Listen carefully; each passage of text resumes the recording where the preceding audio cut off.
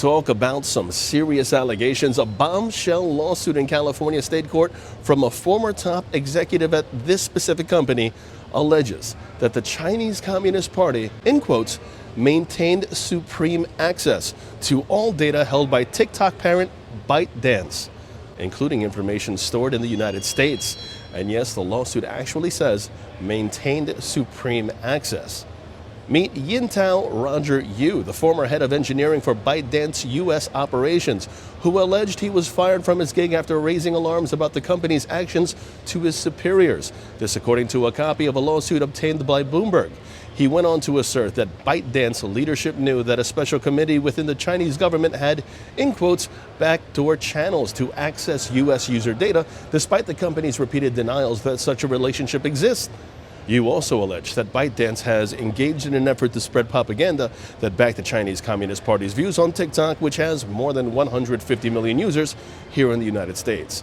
As stated in the lawsuit, the committee maintained supreme access to all the company data, even data stored in the United States.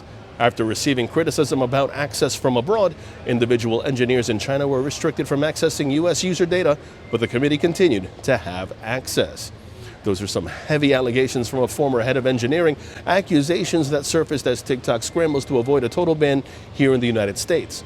Lawmakers from both sides of the political aisle have called for the app to be blocked due to an array of concerns, including its impact on underage users and national security risks.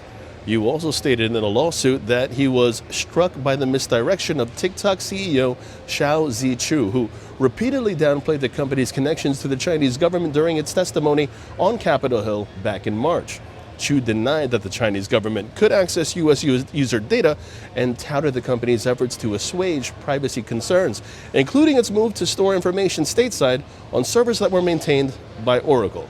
Now, more about Yu and the lawsuit in question.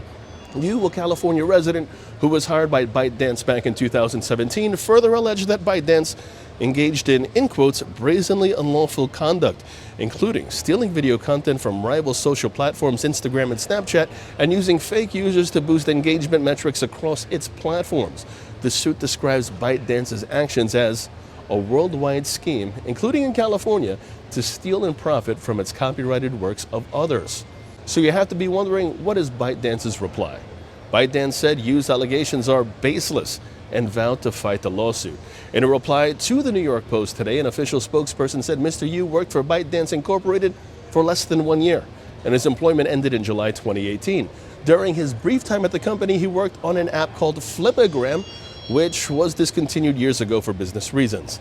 ByteDance also stated it was committed to respecting the intellectual property of other companies, and we acquire data in accordance with industry practices and our global